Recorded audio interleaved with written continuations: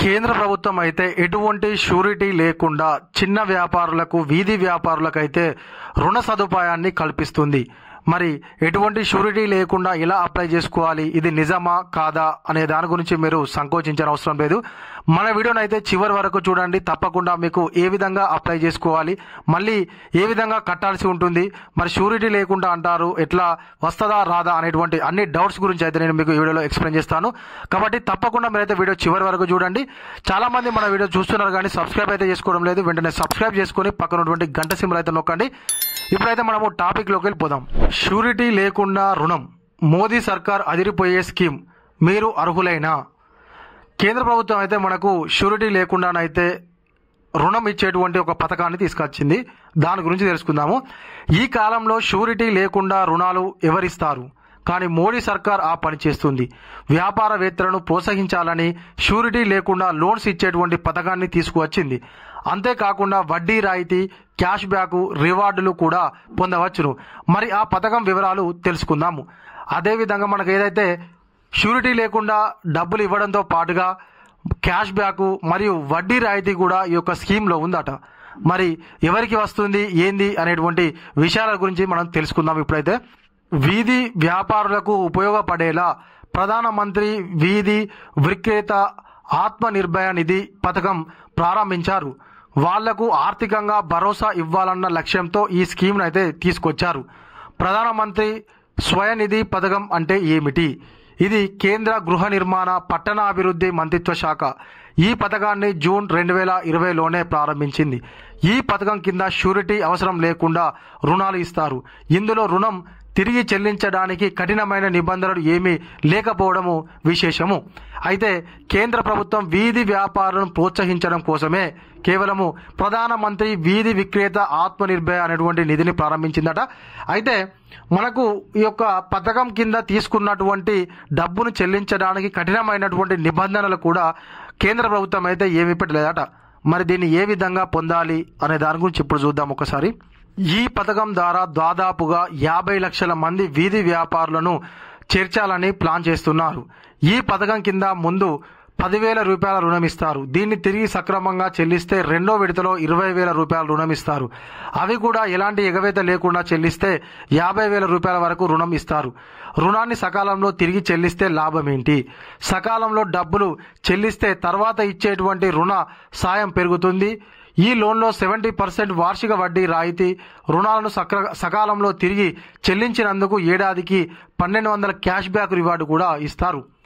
ఇగో ఇది కేంద్ర ప్రభుత్వం తీసుకొచ్చినటువంటి ఒక పథకం. అయితే మెయిన్గా చిన్న వ్యాపారులు, వీధి వ్యాపారం లక్ష్యంగా చేసుకుని 50 లక్షల మంది వీధి వ్యాపారులను అయితే ఈ యొక్క స్కీమ్లో చేర్చాలనేటువంటి వాళ్ళ ఉద్దేశం అట.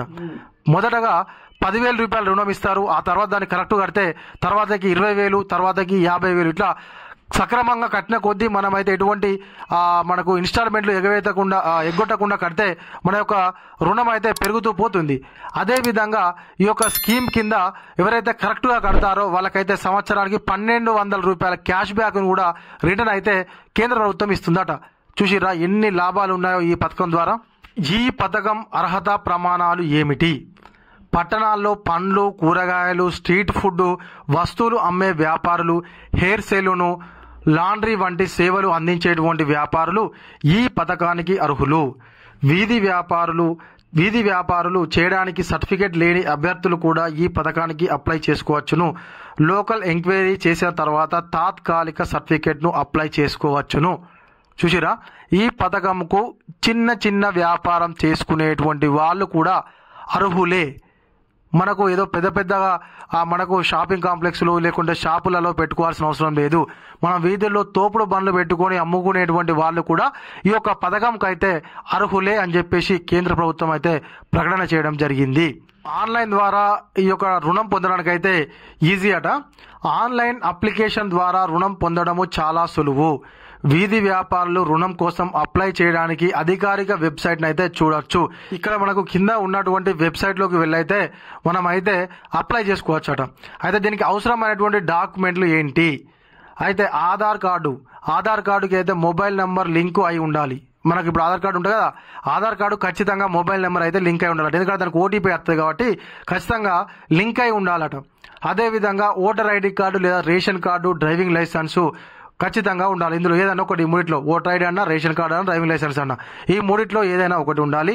అదేవిధంగా బ్యాంకు ఖాతా వివరాలు ఏదైతే మనకు అకౌంట్లో జమ కావాలనుకుంటున్నామో దానికి సంబంధించినటువంటి డీటెయిల్స్, అలాగే స్ట్రీట్ వెండర్ సర్టిఫికేటు. ఒకవేళ మీ దగ్గర కనుక ఈ స్ట్రీట్ వెండర్ సర్టిఫికేట్ లేకపోతే పర్లేదు, అది లేకపోయినా పర్లేదట. ఈ డీటెయిల్స్ తోని మనము అప్లై చేసుకునేటైతే ఖచ్చితంగా లోన్ అయితే వస్తుంది. మొదటగా 10,000 రూపాయల లోను, తర్వాత 20,000. ఇవి రెండు మనం సక్రమంగా కడితే 50,000 రూపాయల లోనుకు ఎలిజిబిలిటీ అవుతామని చెప్పేసి కేంద్ర ప్రభుత్వం అయితే చెప్పడం జరుగుతుంది. కాబట్టి ఎవరైనా చిన్న వ్యాపారం చేసుకునేటువంటి వాళ్ళు ఆర్థిక ఇబ్బందులు ఉంటే ఈ యొక్క పథకాన్ని సద్వినియోగం చేసుకుని అయితే మీరు మీ యొక్క వ్యాపారాన్ని కొనసాగించాలని కేంద్ర ప్రభుత్వము సూచిస్తుంది. ఇది ఇలాంటి మన వీడియో. ఈ వీడియో కనుక మీకు నచ్చినట్లయితే ఖచ్చితంగా ఒక లైక్ చేయండి, కామెంట్ చేయండి. చాలా మంది మన వీడియో చూస్తున్నారు కానీ సబ్స్క్రైబ్ అయితే చేసుకోవడం లేదు. ప్లీజ్ సబ్స్క్రైబ్ చేసుకొని సపోర్ట్ అయితే చేయండి.